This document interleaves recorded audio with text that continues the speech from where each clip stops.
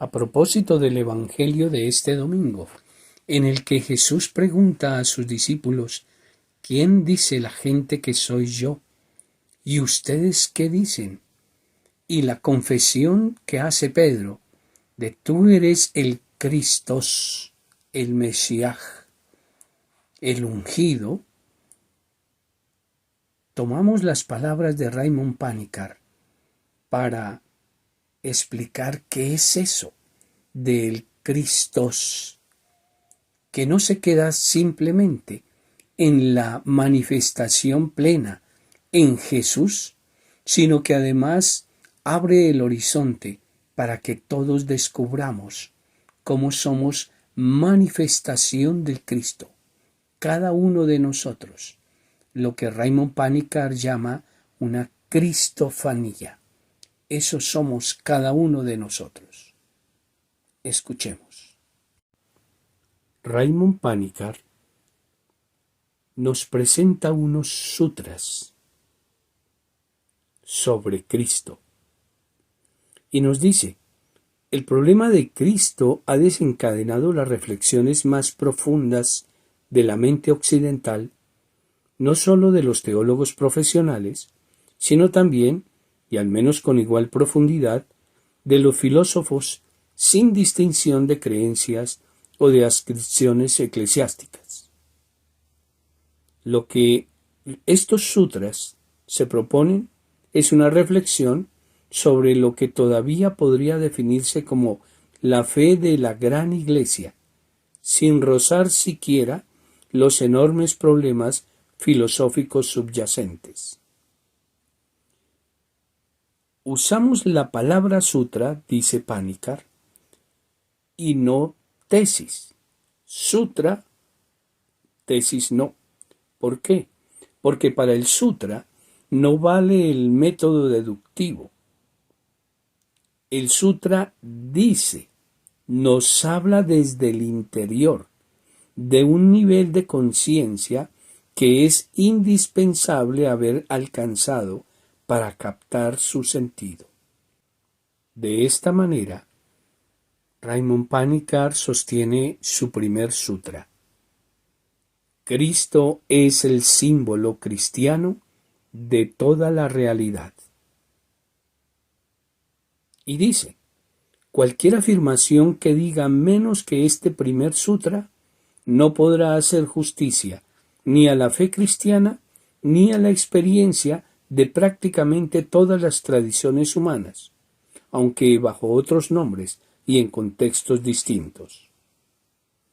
La tradición cristiana, emergiendo de un cierto monoteísmo judaico y confrontándose con un cierto politeísmo griego por una parte y monismo filosófico por otra, ha reconquistado la más antigua tradición trinitaria de la realidad como cielo, tierra, hombre, o como Dios, mundo, humanidad, o también como espíritu, materia, conciencia. Cristo es ese símbolo central que incorpora, simboliza toda la realidad. Con esto no queremos decir que la noción de la Trinidad cristiana, sin la cual el símbolo Cristo pierde su pleno significado, sea la misma que la de las otras tradiciones religiosas. Toda cultura es un mundo simbólico. Afirmamos, sin embargo, dice Panikkar, que la experiencia de la realidad como trinitaria, aunque entendida de muy distintas maneras, parece ser prácticamente universal. Cristo es esa luz que ilumina a todos los que vienen a este mundo. Todo ha sido hecho por medio de Él, y todas las cosas subsisten en Él.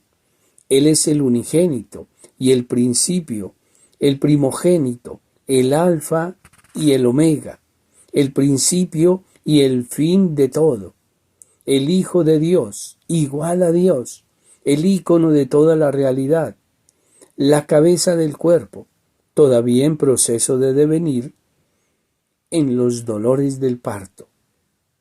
La aventura de la realidad es un egresus, salida, espacial y temporal de Dios, y un regresus, retorno a la fuente, yendo más allá, constantemente, al infinito, por obra del Espíritu Santo, que impide que la realidad se vuelva dualidad.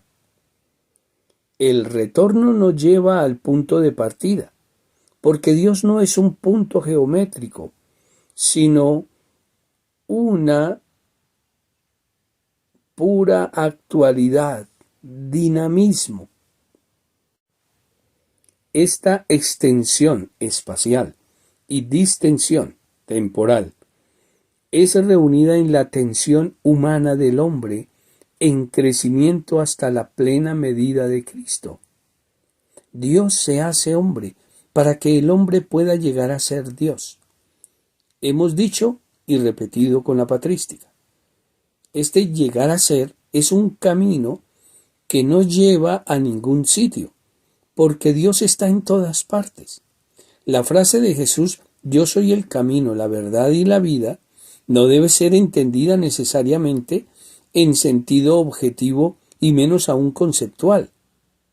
El camino es precisamente la verdad de la vida del hombre.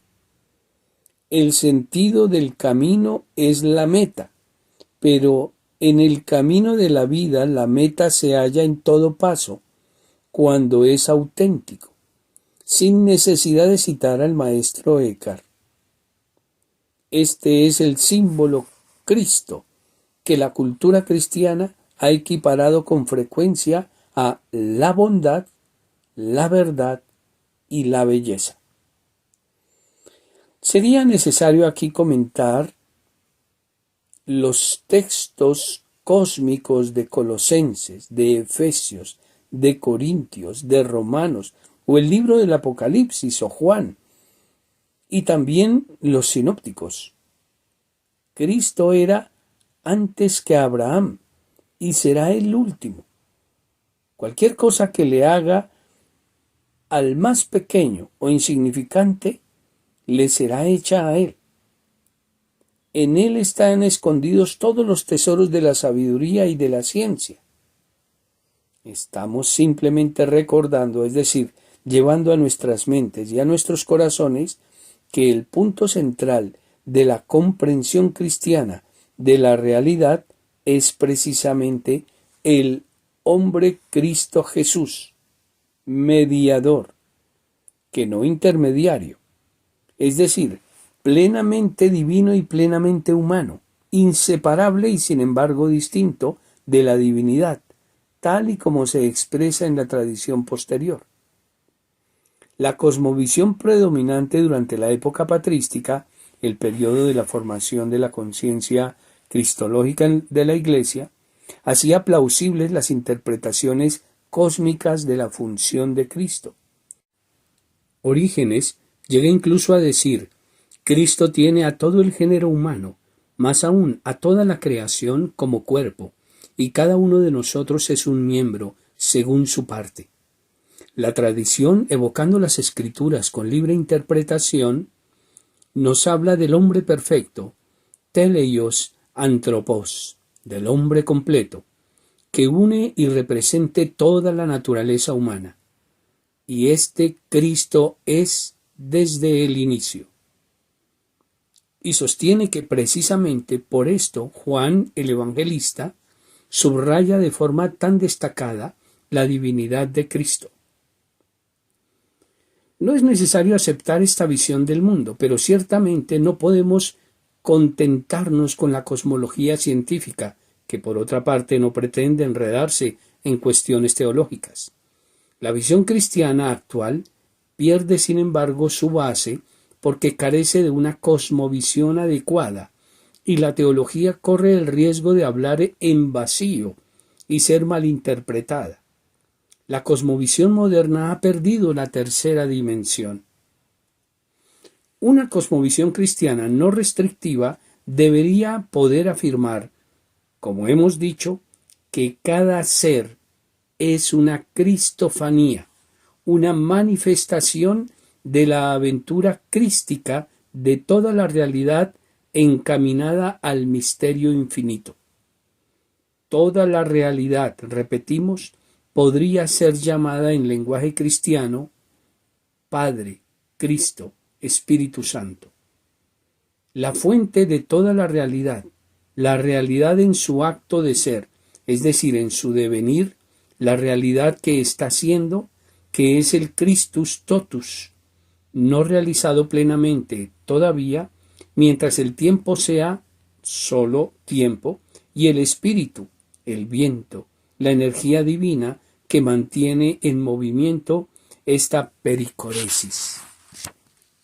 Debería entonces quedar claro que el equivalente homeomórfico de Cristo en un estudio comparativo no es el de un avatara, un descenso de lo divino para sostener el Dharma y salvar un kalpa eón concreto.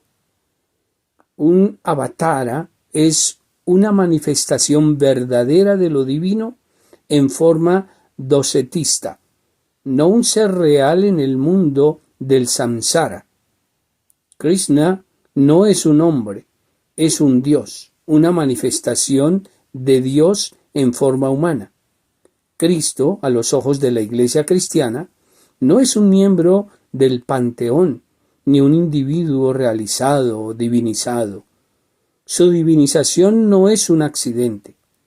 Cristo es la encarnación misma de Dios, su primogénito, por citar de nuevo otra tradición.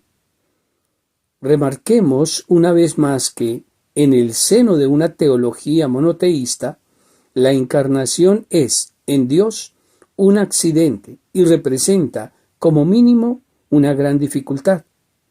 El absoluto no puede convertirse en hombre, ni en ninguna otra cosa. En el seno de una visión trinitaria, la centralidad del Cristo respecto a toda la realidad es consecuencia directa de la encarnación. No es cristocentrismo, porque la Trinidad no tiene centro. Pero nada humano ni creado está fuera de esta palabra mediante la cual todo fue hecho. Intuición refrendada por otra parte por muchas tradiciones. El maestro Eckhart no es el único en afirmar que la dignidad del hombre nace en la encarnación. La afirmación de que fuera de Cristo no hay salvación es casi una tautología. Salvación significa realización plena, o en términos tradicionales, divinización. Y la divinización tiene lugar solamente en la unión con lo divino, cuyo símbolo en el lenguaje cristiano es Cristo. Si esta teosis no es un aspecto ilusorio, sino una real participación de la naturaleza divina, solamente se realiza si nos hacemos uno con Cristo, es decir, si llegamos a ser parte del Christus totus, de una manera que sea Cristo mismo, como San Pablo sugiere, intentando interpretar la invitación del Evangelio a ser perfectos como el Padre que está en los cielos. Ese misterio que ha sido mantenido en silencio desde los tiempos de los siglos es lo que los cristianos entienden como Cristo. Cristo es humano y divino sin confusión de las dos naturalezas y sin embargo sin ningún tipo de división. Cuando se dice que Cristo es el símbolo de toda la realidad, se quiere decir que en Cristo están contenidos no solo todos los tesoros de la divinidad, sino también que están escondidos todos los misterios del hombre y todo el espesor del universo. Él no es solamente el primogénito, sino el unigénito, el símbolo de la realidad misma, el símbolo cosmoteándrico por excelencia. Cristo es el símbolo de toda la divinización del universo, la teosis de los padres griegos. Por medio de él, con él, en él, Todas las dimensiones de lo real se encuentran y todo tiene en él su consistencia. Todo el universo está llamado a compartir la pericoresis trinitaria, precisamente en Cristo y a través de él. Algunos hablan de Cristo cósmicos, otro del Christus totus. Preferiría llamarlo el Cristo cosmoteándrico o simplemente el Cristo. Cerramos este primer sutra con un texto de San Buenaventura que resume la tradición del pasado y una intuición válida también para el futuro.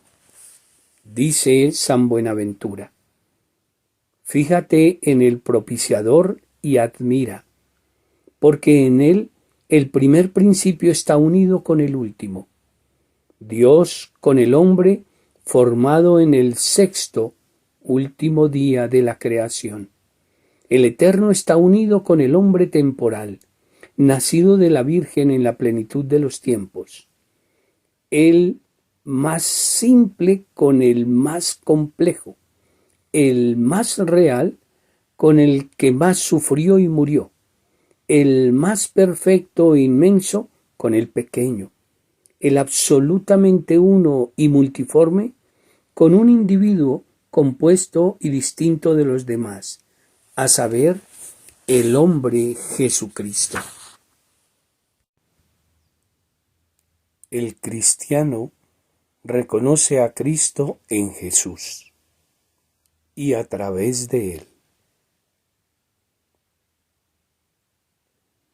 Es sabido que Cristo es un nombre griego que traduce la palabra hebrea Mashiach, que significa simplemente ungido.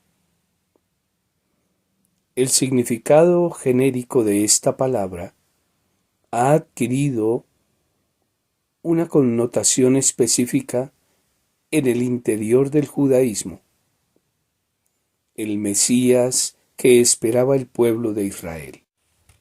Posteriormente, el significado específico hebreo se transformó de nuevo e individualizó en la tradición cristiana. Llegó a significar Jesús, el Hijo de María.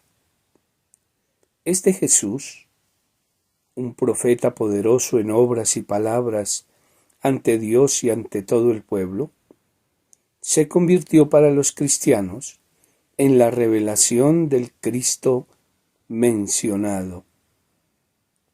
Poco a poco los cristianos fueron dejando de competir con los judíos y dejaron de lado la pretensión de que Jesús fuese el Mesías de Israel. El nombre de Cristo adquirió un nuevo significado, aunque no exento todavía de suscitar tensiones y perplejidades. La Revolución Cristiana se manifestó en el primer concilio de Jerusalén, que abolió la circuncisión, el sacramento primordial del pacto de Dios con el pueblo hebreo. Aquella revolución no consistió en sustituir al Mesías hebreo por un hebreo condenado a muerte, sino en reconocer en Jesús al hombre en el cual habita corporalmente toda la plenitud de la divinidad, y la revelación del heredero de todas las cosas que contiene el universo, con la palabra de su poder. En la visión cristiana madura, Cristo Jesús no compite con el Mesías hebreo. La transformación cristiana no consiste en afirmar que Jesús es el Mesías de los judíos. Las reticencias del propio Jesús deberían servir como una clara indicación en este sentido, sino en proclamar que en Jesús el misterio mantenido en secreto, escondido en silencio, desde el principio, ha sido revelado ahora, y que por medio de él han sido creadas todas las cosas. En otras palabras, en la revelación cristiana, el cristiano descubre al Cristo vivo, a través del cual fue hecho el universo. Quien cree que Jesús es el Cristo es un cristiano. Esta confesión existencial manifiesta ya la salvación de aquel que la profesa, repiten las Sagradas Escrituras. Es una confesión, una afirmación existencial, y no una frase objetiva ni objetivable. Nadie se salva profiriendo una simple frase teórica, o incluso una oración, Señor, Señor. La confesión de su nombre equivale al testimonio personal de haberse encontrado con la realidad que el nombre revela. Esta es la razón por la que su nombre es un nombre que salva, y no hay otro nombre bajo el cielo por el que podamos alcanzar la salvación. Nadie puede decir Kyrios Jesús si no es mediante el Espíritu Santo, en el Espíritu Santo. Jesús es el Cristo. Este es el Mahavakya, la gran afirmación cristiana. Y de hecho, la tradición cristiana ha unido los dos nombres en uno solo, Jesucristo. Como experiencia indivisa, es el dogma central cristiano. La cópula desaparece, porque de lo contrario introduciría una escisión epistémica en la unidad de tal experiencia. Es interesante observar que la expresión corriente en los textos sagrados no es sólo la de Jesucristo, sino también Cristo Jesús. Aunque sean homologables, no debe llevarse el argumento más allá de sus límites. En cualquier caso, esta inversión tiene un sentido profundo. Ratifica por una parte la distinción y por otra la equivalencia. Cristo no es ciertamente el apellido de Jesús. Jesús es aquel que el Espíritu del Señor ha consagrado con la unción, ungido, Mesías, Cristo. Esto es lo que intentó hacer comprender a los habitantes de Nazaret en su primera predicación, citando al profeta Isaías.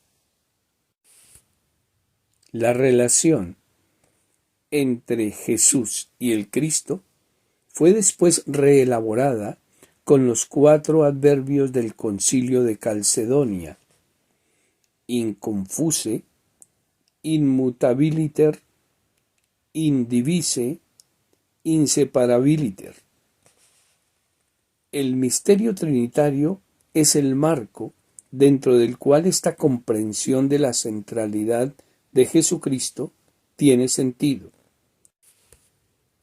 Jesucristo no puede ser Dios sin cualificaciones. Debe ser Dios de Dios, luz de luz, el primogénito, el unigénito, prototokos, monogenes del Padre. Y este Cristo es reconocido como una sola persona en la cual las dos naturalezas subsisten, sin confusión, sin mutabilidad, sin división, sin separación. Tenemos necesidad de 4 adverbios, no adjetivos. Para tener una fe iluminada, tenemos necesidad de 4 adverbios para realizar ese culto inteligente, como ha sido interpretado por la tradición. Subrayamos en y a través de este sutra para evitar los posibles malentendidos. Jesús es el Cristo, pero Cristo no puede ser completamente identificado con Jesús. El posible malentendido procede de la extrapolación indebida del método científico moderno, aplicado a una realidad que no puede reducirse a una fórmula algebraica que se pueda escribir en un tablero. Si A es B, B es A. Pero Jesús no es A, ni Cristo es B. El efecto pars pro toto, que en este contexto se refiere al conocimiento simbólico, en nuestro sutra se aplica a la conciencia icofánica. El icono A no es el original B, pero no es tampoco una simple imagen. El icono, visto a la luz del Tabor, es la revelación, el desvelamiento del original, el símbolo que lo representa, que lo hace presente a quien lo descubre como icono y no como copia. Jesús es el símbolo del Cristo para los cristianos, obviamente. Por lo que a nosotros respecta, bastaría el ejemplo eucarístico. La Eucaristía es la presencia real de Cristo, del Jesús resucitado, pero no contiene las proteínas de Jesús de Nazaret. La confesión, Jesús es el Cristo, presupone una concepción muy concreta de la historia, de la materia, y una antropología determinada, ya que sin lugar a duda, Jesús es una figura histórica, una realidad corpórea, un verdadero hombre. Afirmar que el Jesús de la historia, es decir, el Hijo de María, es el Cristo de la fe, es decir, el Hijo del Hombre, el Cristo de nuestro primer sutra, es precisamente el escándalo de la concreción cristiana. Y sin embargo, el escándalo cristiano sigue siendo un escándalo no solo para los demás, sino también para los mismos cristianos. Este es el motivo por el que especular sobre la locura cristiana y criticar a los no cristianos porque no pueden comprender y aceptar la grandeza del cristianismo, como si los cristianos fuesen capaces de comprenderla, supone no solo un orgullo deplorable, sino también una apostasía. La cruz no puede ser un arma contra los demás. ¿Está entonces anulado el escándalo de la cruz?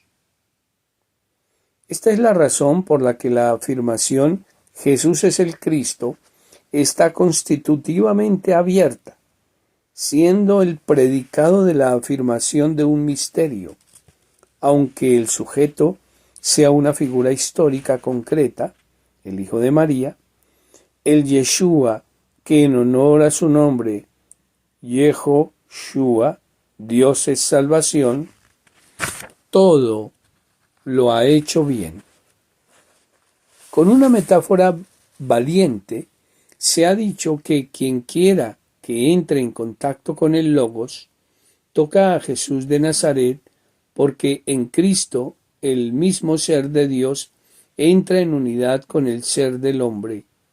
O como dice más de un concilio, Cristo asume la naturaleza humana, así como no hay, no ha habido, ni habrá ningún hombre cuya naturaleza no haya sido asumida en él, en Cristo, así no hay, ni ha habido, ni habrá ningún hombre por el cual él no haya sufrido. Escribió el sínodo de Quercy en el año 863, evocando un texto de Corintios 14. y toda la tradición patrística y medieval. Este segundo sutra afirma que el cristiano encuentra a Cristo en Jesús y a través de él. Es un encuentro personal, un toque experiencial, pero al mismo tiempo es necesario regresar a la gnosis de la tradición cristiana, a ese conocimiento experiencial que atraviesa con tanta frecuencia los escritos de Pablo y de Juan, en consonancia tanto con la tradición hebrea como con la griega, y con la mayor parte de las culturas humanas, en las cuales el conocimiento es una actividad ontológica y no una simple operación epistemológica. Esta es la vida eterna, que te conozcan a ti y a Jesucristo. Este conocer salvífico es algo más que una convicción de la muerte o una afirmación doctrinal. La gnosis cristiana, como vedántica, no es gnosticismo. Empieza cuando la gnosis se convierte en algo puramente epistémico. De esta manera, Raymond Panikkar nos habla sobre el Cristo.